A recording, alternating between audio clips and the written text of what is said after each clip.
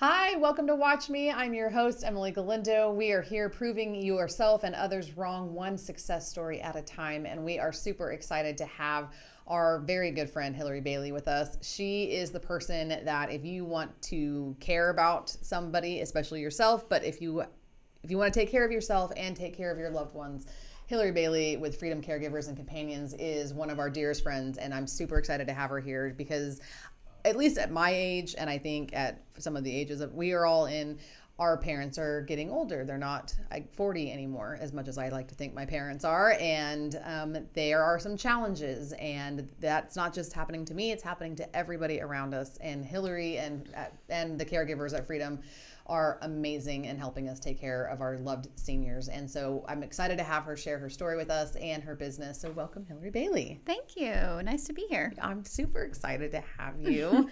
All right, so you know the drill. The first question is, people are just tuning in. You have 1 second to impact one person. What is the message that you want that one person to hear? For me, I think it would be no matter what darkness or trials that you've had in your past, that doesn't define who you are or where you're going. It's once you make it through those trials and tribulations, it's time for you to figure out your purpose and run with it, because I believe that's why we go through those things, is so we can be strong enough to live our purpose. I love this. I think I talk about this on the podcast like all the time. Like, just because where you are does not define the rest of your story. What you've come through does not define who you'll be forever. And I love that. Yeah. Where does that come from? Oh my gosh. It's a very personal thing to me. In my late 20s, early 30s, I struggled with something, and it took me a long time to overcome that. And once I did, it took me a long time to forgive myself, and realize that wasn't the biggest part of my story. Like, what happens after that is going to be the biggest part of my story. I struggled a long time with alcoholism. I mean, if I can just be, transparent and honest with you. And so after getting sober, it was like, okay, well, why did this happen? And this sucks. And what do I do now? Yeah. I lost my train of thought. Sorry about that. My apologies. No, it's okay. Yeah, no, okay. Well, I did not know that. Yeah. And so I've shared on this podcast that I had a similar, late teens, early 20s into your mid 20s going, is this going to be the rest of my life? And what am I going to do about it? Yeah. Can I ask what was the rock bottom moment that made you go? Because I'm trying to decide if, does it require, I think part of why I do this is I'm trying to save people from their rock bottom moments. Yeah. Mm-hmm. I don't know if that's a normal thing to do. It doesn't have to get that bad before you can go, you know what? This isn't working for me anymore. Yeah. No, for me, it was, I didn't want to live anymore. Yeah. Because I didn't understand what was happening to me. I didn't grow up around alcoholism or addiction, and we didn't talk about things like that because it just was never front and center. So when it happened to me, I was like, what in the world is happening to me? I had no idea that alcoholism was a disease or anything like that. So for me, it was just like, okay, I'm obviously a morally terrible person. I was just made wrong. And after all the things, I hurt my kids, my husband, it was like, why is this happening? And I didn't have anywhere else to turn or anywhere else to go. So I just wanted to be done with my life. That was my rock bottom. Yeah. Yeah. Mm-hmm. So what was the first step?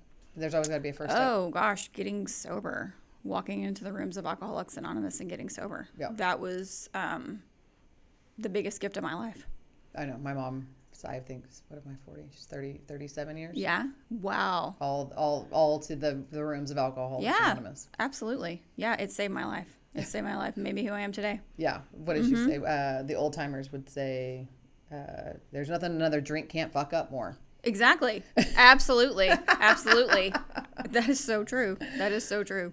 But yeah, she's like, if you got to go, 5 times a day, you go. Exactly. Yes, absolutely. So were you, back then, were you a nurse back then? No. Or what were you doing? I worked, so I got married when I was really young. So I was just working at a I worked at a durable medical equipment company for a while. I've always been in the medical field. This is when I was married to my first husband. And then I had opened up 3 sleep labs for a company. This is when I lived in Northeast Texas. I had opened up 3 sleep labs for them before I really just kind of bottomed out. So I've always been in healthcare, just not this type of it. So, okay. And so when did you transition into, or I don't know, let's talk more about that journey. Okay. So you were doing the sleep lab thing while you were also getting sober? No, that was the beginning of the bottom. Oh, the sleep lab thing? That was the beginning of the bottom. Was that like working your ass off, drinking your ass off, trying to make it all freaking work? Yes. And as it turns out, drinking and waking up hungover does not help you. It does not. I mean, not unless you want to not unless you take a diet pill to wake yourself up the next morning, which is super healthy, right? Because you just, the uppers and the downers. Uppers and the downers, like whatever you need to get through it. Yeah. Yeah. And so that was what was kind of holding it all together, or breaking it all apart. Yeah. However you want to look at it. Yes. And so I moved to Houston. My mom lives in Houston. And so I, after everything went down, I moved here. This is where I had my suicide attempt. And then my mom was like, hey, like either I will help you, but you have to get sober. And so I walked into the rooms of Alcoholics Anonymous. I sat down, listened, did what people told me to do, felt seen, felt heard, felt for the first time that I wasn't just a morally wrong person. I wasn't just made different and built wrong, that I had a disease. And I got sober. I worked at a nursing home, which kind of, I guess, started all of this. Okay. I worked at a nursing home, and I did admissions for the nursing home.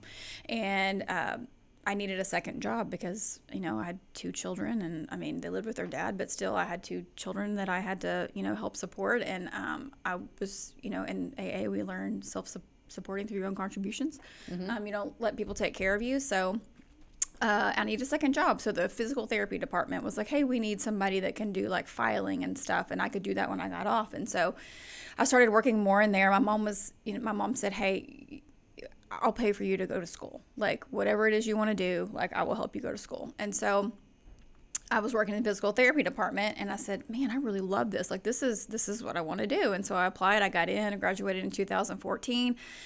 Worked in the nursing homes for a while. Became the rehab director at Park Manor in the Woodlands for a while.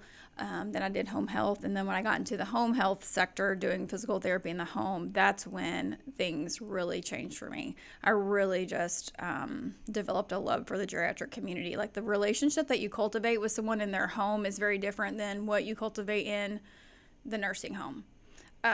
You get to see pictures of their family. You get to see where they live. They become comfortable talking with you about things. So that's really where it all started for me. The love for the geriatrics. Love them.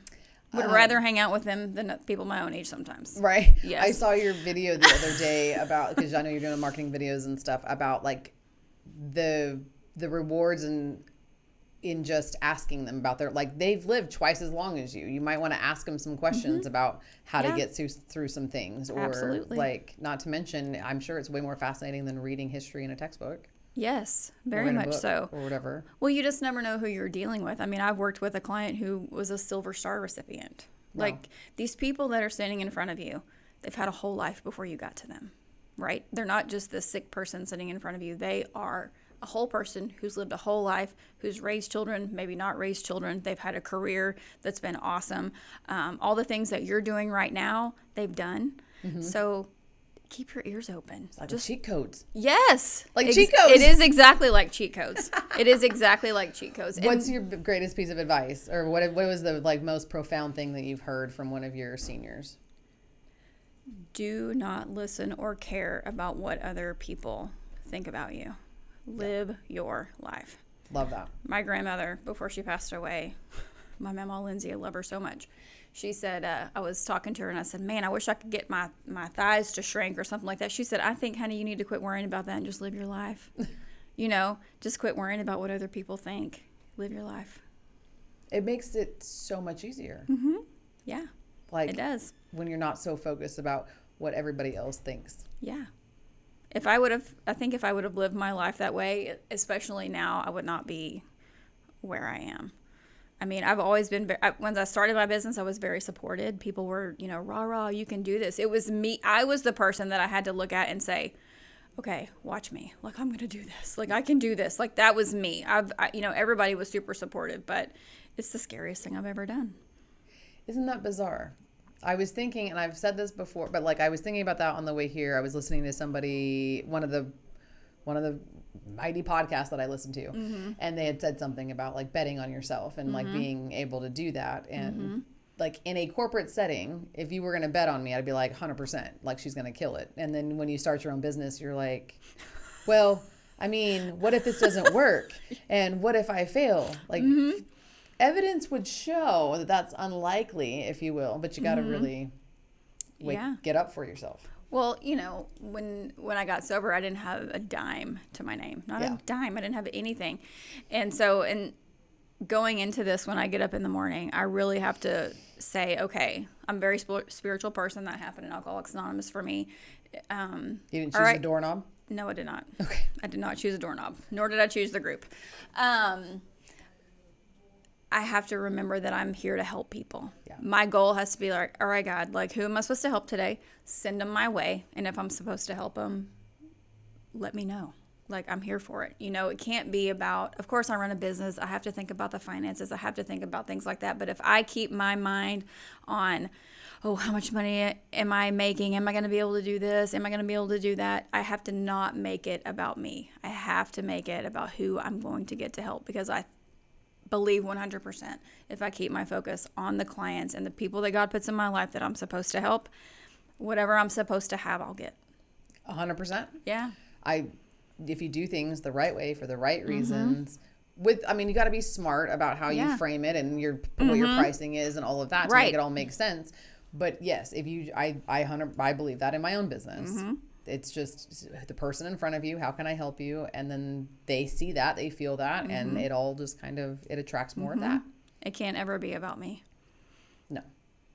It's got to be about them.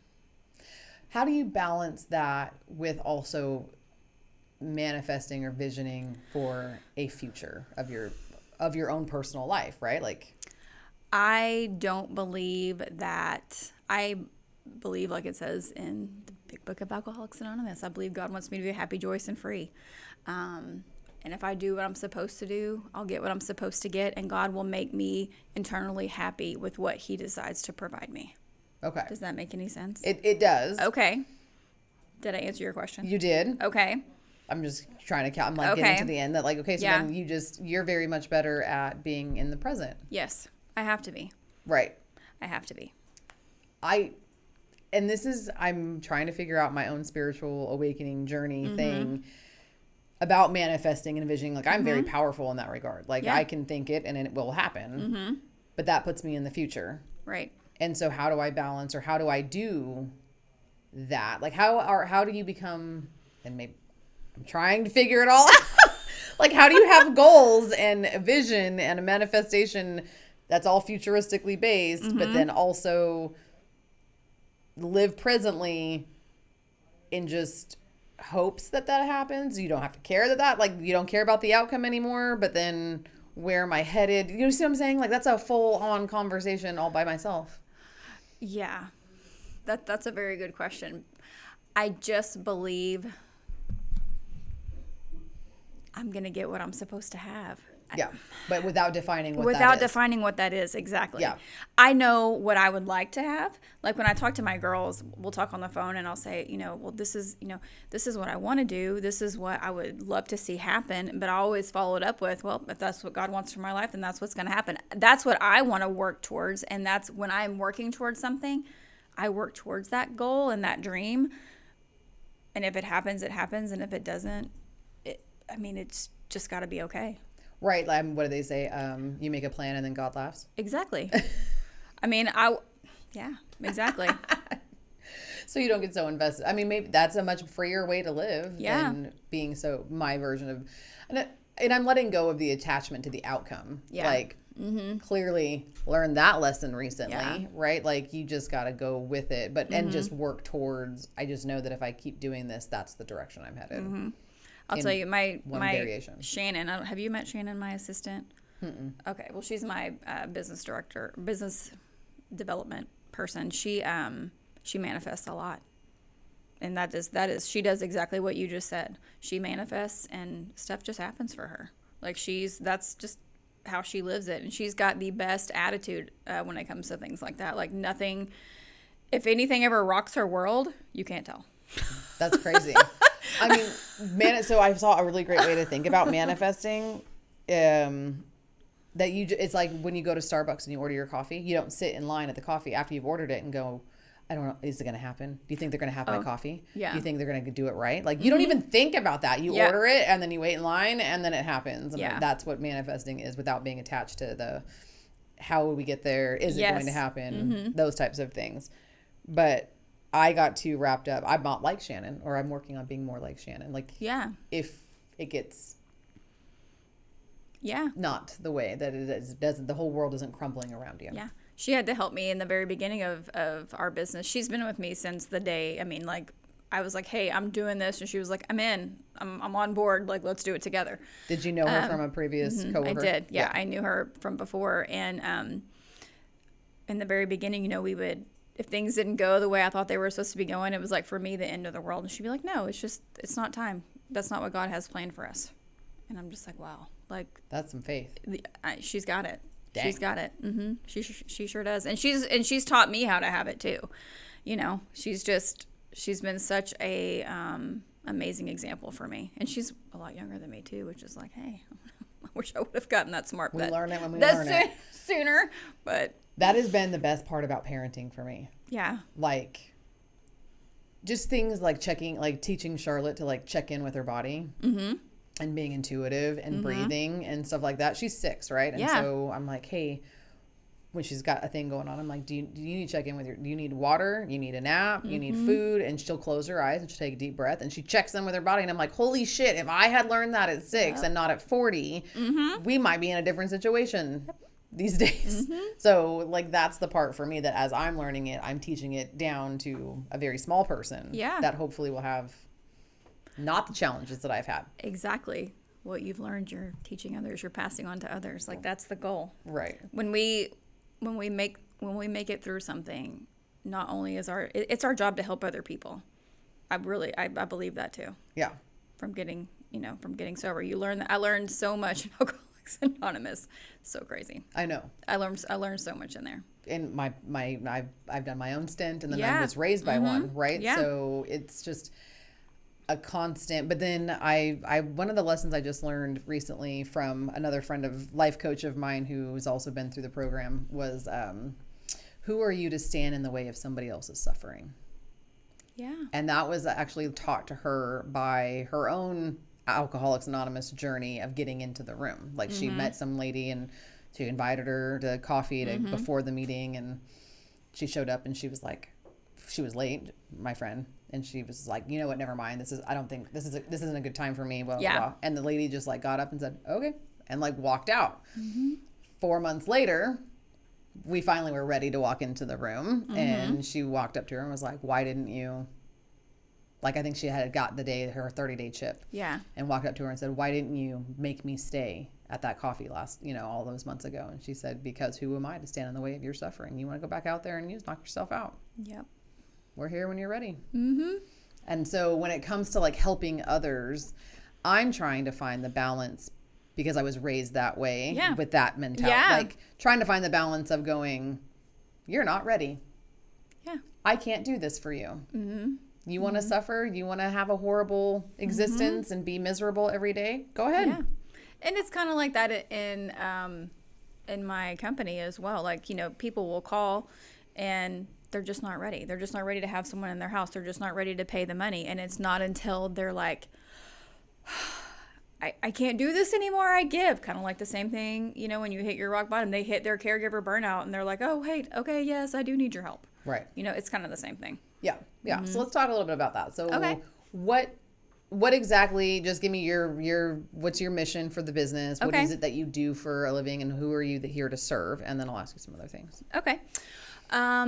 What I do for a living. So we at Freedom Caregivers and Companions, we take care of seniors in their homes, and we're going to do everything from bathing, dressing, toileting, everything on their person. We're going to take them to the doctor, socialize with them, cook with them, do anything we can to help them live independently in their home and live a happy life without having to move outside of their home. My job is to alleviate caregiver burnout, because it is so prevalent in our community. I didn't know that was my goal until I started this company and realized that it's not the people that need the help that are calling, it's the kids and the spouses, the ones that are doing the hard work every single day. They're the ones that are calling, and they're the ones that they're really the ones that we're helping in my mind in entirety. They're the ones that we're helping. So yeah, that's my goal. I want to help family members be able to take their rightful places as sons, daughters, spouses, nieces, nephew, whomever is taking care of that person. I want them to also be able to live a happy life as a family member and not a caregiver. Right. Lots of things there, because I'm kind of philosophically, I'd like to chat about like how we ended up in this place, because for, I guess, the last 50, 80 years, we all split from our nuclear family units, right? Mm-hmm. And I went and got my own house, and my brother went and got his own house. My sister went and got her own house, and mom and dad are left at home. Mm-hmm. And then all of a sudden, now we are in this, like, not epidemic, but sort of, I don't know. I think the solution is we all move back in together, and live in a nice, happy tribe where we're helping to support one another. That would be ideal. Right? Versus this $4 billion industry of putting our parents in homes somewhere. Yes. I think what you're talking about would be ideal. And I remember that from when I was, young. I remember, even though, especially with my dad's mom, like, he moved out, he had 3 other sisters. But when it came time to take care of my grandmother, we didn't hire people. We took turns, and whenever it was the end and she was on hospice and passing away, they lived there. Yeah. Like, everybody came together and lived there and took turns taking care of her. And I remember that being amazing. Yeah. Amazing, because I thought she died with everyone around her, everyone around her bedside. And that does not happen anymore. I read an article about how most seniors these days, and it's not everyone, but they're dying alone in hospitals, hooked up to tubes, sick, or they're dying alone in nursing homes, without family members around them. Yeah. And I think that needs to happen less. Right. Do you do any research on how other cultures do it? I know the Hispanic community, just within talking to, like, Daniel Batista, who we both know, he was talking to me about his grandma. I have another friend who, her name is Laura, and she, her aunts and uncles are moving so they can come take care of her mom. Like, that's just how they do it. Like, they take care of one another. Right. Mm-hmm. And I know positions, jobs in this country that their job is because son lives halfway across the country and he's not here to take care of his mother, and so he hires somebody called a care manager. Yeah. Where it's her job to, like, organize the doctors and the estate planning and the thing, and then I'm like, yep, that's how we do it. Mm-hmm. Yep. I'm not saying every relationship deserves that kind of care and whatnot, but, like, you know what I mean? Like, some relationships you just want to walk away from and go, no thanks. But interesting. So when would be, like, what would be a situation where I would need to call you? I mean, I'm in a situation I need to call you, but right. I had a phone call this morning on my way here. A gentleman called me, and he works from home. He takes care of his mom. She has cancer. She has chemo treatments, but he is having a hard time doing his job from home and then taking care of everything that his mom needs. That's like the perfect situation. He doesn't, number one, he doesn't want to bathe his mom, right? That's his mom. Yeah. I had a very good friend of mine. He said, look, Hillary, I love my mom, but I don't want to see her butt. Yeah. Like, I mean, who does? But that's the perfect situation. He needs help. He can't keep the house clean and hang out with his wife and take care of his mom and take her to chemo and do all those things. He can't do all those things while he's trying to work a job from 6:30 to 5 o'clock every day. Right. That's where we come in. We're going to come in and we're going to do the housekeeping and do the meal prep and do the laundry and change the sheets and take care of her and socialize with her, make sure she gets to her chemo appointments, all those things. You just saying all that makes me go, oh, that would be nice. Right. Yeah. Yeah, like we're in the peace of mind business. Yeah. To know that somebody is taking care of my mom so that I can go continue to live my life and also be around to be a son. Right. Do the son things. Do the son thing. Yeah. Mm-hmm. Yeah. Mm-hmm. I love that. Yeah. So talk to me about your so in my experience, I've worked in between I had a stint during COVID in a medical office, mm-hmm. and we had lots of geriatric patients come in for mm-hmm. diabetes and things like that. Mm-hmm. And they would come in with what I will not refer to as caregivers, what I will refer to as their babysitters or their, mm-hmm. I don't know. Sitters. They're sitters because mm-hmm. they're not babies, right? They're sitters. Yeah. And it was the most horrifying thing for me to experience. Like mm-hmm. these girls they were all women, barely, 18, 19, 21 mm-hmm. years old, mm-hmm. clicking on their phones, not talking to the patient. Mm-hmm. And I'm just like, this is what we're doing? This is what we're doing for our seniors? This is what I'm not doing. Okay. That's not what I do. So was my experience the general industry? Please tell me no. Tell me yes, and then how amazing yours is different. Okay. Unfortunately, yes. So with the license that you have to get from the state of Texas to do what we do, the rule is anybody that's 18 or older can work for you, as long as they don't have a criminal background. That's the only qualification they can work for you. They don't have to be. They can be unskilled. It says an unskilled worker can work for you.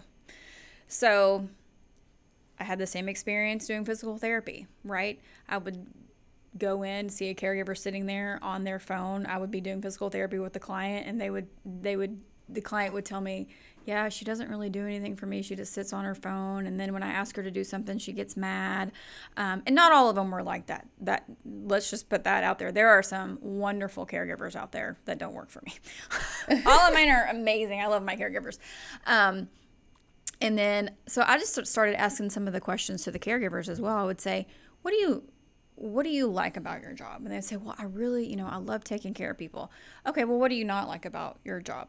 Well, I don't get paid very much. Then they want me to drive. I don't get to pick which clients I want to see, even if I don't feel comfortable taking care of their needs. They don't train me on what I need to do with the client. I don't feel supported by my agency. That's a lot. It's a lot. Yeah. So when I opened my agency, I was like, okay, here's what we're going to do. You can't work for me unless you have 5 to 7 years of in-home care experience, or you have to be a certified nursing assistant, because they have an actual, well, it's not a license, but it's a certificate to take care of people. You have to have experience. I pay them very well for their experience because they're worth it. I mean, I've had people come and interview with me, and I always ask them, what do you think your time's worth? What's your time worth? Well, right now I make $10.60 an hour. Ooh. What? I'm sorry, huh? And I've got 2 kids, and I'm a single mom. Yeah, that's not going to work. How in the world are you existing off of that salary? So anyway, I pay my girls and gentlemen very well. So my clients get continuity of care, which is what they want. They want the same caregiver that they feel comfortable with, that knows them, that knows their needs, that they can be honest with about what they need, especially with our dementia clients. They can't have a different caregiver coming in every single day. And that's what happens is a lot of these caregivers that work for other agencies, they're only making, $10, $12 an hour. Well, they're willing to hop to another agency for 50 more cents per hour. So the only person that suffers in that is the client, because then they're getting a turnover of different caregivers that they're basically having to train. Every time a new caregiver comes in, they're having to say, okay, well, now it's like this getting is transferred. What, yes. It's like getting transferred on the phone. You're yes. like, I've just explained this to somebody. Exactly. That's exactly what it is. So I don't want that for my clients. I want them to And now it's not always perfect. Sometimes they have to have 2 caregivers, depending on what time of day, you know, they want somebody there. But we try really hard to have the same caregiver there. And I want them to have experience so they know what they're looking for. So I also have a nurse on my staff. So if I have a client that has dementia and maybe lives by themselves, maybe it's just mild dementia, they still live by themselves, but they need somebody there to help with medicine and, you know, all those kinds of things. Because I have my nurse on my staff, we have what's called RN delegation. So I send my nurse out there. She educates the caregivers that are taking care of that client on all of the medications, how to give them. They're pre-dosed, so we don't have to dose the medication, so it's all pre-dosed, and we can help with like end-of-life care, oxygen, suction, you know, catheters, all the things like that other agencies don't have the capability to help with. And my nurse is available to them 24/7, so they can call and say, hey, this is going on with our client, like what should I do, is, you know. So we offer skilled caregivers. That's what's different. We have skilled caregivers who know what they're doing. They've seen a lot, and we support them. They know that they can call me at any time with a question, or they can call my scheduling coordinator at any time with a question. I don't care if it's 3 o'clock in the morning. If you have a question about your client and you're not sure what to do, I'm going to pick up the phone and help you. Yeah. Yeah. And listen to you and train you. Or if you don't feel comfortable transferring a client, I'm going to come out there and be with you for the first couple of transfers until you do feel comfortable, so you know what you're doing. There's nothing worse than going out trying to take care of somebody and you don't know what to do. Right. I just think like what you're doing, I know this is going to sound crazy and I love it, but should be the bare minimum. It should be. It should be the bare minimum. It should be. Right? Like, because if I'm going to, my mom has been on the show, right? She's got ALS. You've met her. She can't transfer anymore. Like, eventually we're going to be needing your services. And like in my household, the amount of questions and like what it's going to take for us to be like, oh yeah, you have the right to like take care of my mom the way we feel about my mother. Like that is the expectation, period. Yeah. And anything above that would be like, oh, that would be nice too. Yeah. Right. But like, not that I can think of anything that else, but I don't know why we are settling for this. Is that we don't love our parents that much, or we don't have that money? We don't have any money. That's why we ain't got no money. That's exactly it. All comes down to a money thing. And I tell people this. I'm very upfront with them. I'm like, look, my services are more expensive than this other person down the road. So if you're price hopping, I'm never going to win. But what you're going to get with my company versus the other is very different. Right. It's very different. It's you get what you pay for. Yeah. And everything. You get what you pay for. So, yeah. And it's just unfortunate. Like, I don't understand why we were talking about this before the show started about the insurance industry and the medical industry and how corrupt it is and stuff. Like, why isn't this covered? Is this covered? Are your services covered in long-term care? Long-term care insurance, yes. It does cover? Okay. Yes. I mean, it depends on what kind of policy they have, obviously. If they have like a timeline policy, does that activate your policy for in-home care versus like using life yes. long-term for living? Yes. Oh, damn. Yeah. Which is why probably people don't activate it with you in the home yet. Yeah. And it can get very pricey, especially if you need in like 24/7 care. It can get very, very pricey. So that policy pays only daily per diem, right? It depends on what I've seen some long-term care policies pay for every cent. And I've seen some of them pay up to $250 a day, $150 a day. It just depends on what policy they chose. Right. I'm going to do a quick plug right quick for all you insurance salespeople out there. If you are young and do not have a long-term care policy purchased yet, like young being like probably my age, like 30 to 40, if you have not purchased a long-term care policy, I highly recommend it. I've worked in this industry for a hot second, not as long as Hillary, but it will save you a lot of headache in the very distant future. Absolutely. My husband and I just got long-term care insurance. I was like, I'm not going to be, because you could blow your retirement pretty quick if you want to stay in your home. Yeah. Please, please, please get it. Yes, you're right. Like, please, please get it. Your children beg you. Yes. You will beg you. Like, you'll be sitting there going, why did I buy that policy? Because almost everybody that I had, like when I worked at that place for that small second, every single person, it was like, oh yeah, my policy's going to pay for it. Like no thought, no issue. They still have their retirement. versus what I told you before we started, like the estate planning lawyers who were hiding money in trusts so that they can qualify for Medicaid and putting parents in Medicaid facilities, not living off their retirement or whatever. Wow. It's wild. I would definitely say, and I'll do a plug really quick for Caleb Christian because he's awesome. I'm meeting him tomorrow for lunch. Oh, you are? I Yeah, am. he's amazing. So for people who are in their 60s and 70s and they don't have long-term care insurance, talk with him. He has ways of doing things money-wise because he's a really smart cat, how to fix it for healthcare. So call him.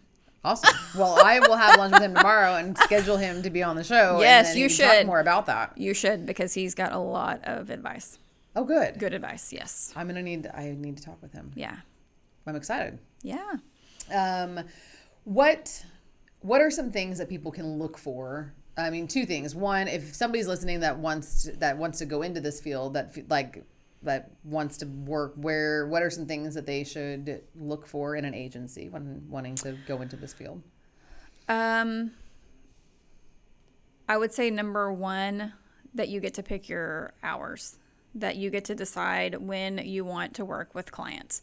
Number two, that they pay you what you're worth. Which is what typically? I would say between 16 and 20 Okay. an hour. I don't pay anything less than $16 an hour, 16 to 20 per hour. Now that is obviously with experience. You need to have some experience to make that. I would say make sure that someone other than you has been out to the home and spoke with the family and seen the client and assessed the client as to what their physical, emotional needs are, so you know what you're walking into. So for instance, when I go to the home, I look at everything. I'm making sure that if they want us to give the client a shower, they have the proper equipment for that. Because if you are walking into a client who has a balance issue and they don't have a shower chair and they want my caregiver to shower them, negative. We need a shower chair because that's just a fall waiting to happen. I'm looking for, are there weapons out in the home? Is the home hoarded? Is it cluttered? Are the walkways cluttered? I'm looking at everything to make sure that my caregivers are safe and that they know exactly what's going on with the client. And that someone that knows what's going on with the client is available to you when you are with that client to make sure that your questions get answered. Okay. Yes. I think very important thing. I can't imagine that they send a caregiver out and have never assessed the situation. I've had a caregiver who told me that I interviewed her and she said that she had a client who was on a Hoyer lift. She's never used a Hoyer lift. She was there at night. So she tried to call somebody from her agency to say, I've never done a Hoyer lift before. Nobody would answer. So she had to watch a video on YouTube. Oh, good. So to do it for the very first time. And hopefully the person doesn't fall out of the Hoyer lift. Exactly. And, get horribly injured. Mm-hmm. Normally what I like to do, so I have Erica, who's my scheduling coordinator. I really like she usually knows exactly what's going on with my clients as well, because she can also do assessments. I do 90% of them, but if I'm not available, she can do them too. But somebody else needs to know what's going on with that client as well. So, I'm not the only person that can answer the questions. And still, if my caregiver's like, I'm not really sure, myself or Erica are going to go out there for that first shift. And we're going to say, okay, let's do this together. Let's make sure that you're comfortable. And if they're just like, hey, you know what? I don't know if this is something that I can do, then we'll find another caregiver that's more comfortable doing that. Mm-hmm. I've not really had to do that before because my caregivers are just amazing. But I do send someone out so someone else knows what's going on with the client. Good. Yeah. And so on the flip side of that, what are some situations or if people are listening and they've got a friend or they're in the situation that they would be experiencing or hearing from, if my friends were complaining and talking to me, what were some things that I would hear to be able to go, maybe you should think about having somebody come help? The biggest thing is I just have no time because I'm having to go to the grocery store for my mom or go over and check on my mom, and then Cindy has soccer at this time, and then my mom has doctor's appointments. I'm taking off of work because I have to go take my mom to the doctor's appointment. I'm using up all my vacation time. I'm so exhausted. I can't keep doing this. I can't take care of my parents and raise my family at the same time. That's the biggest one that I hear.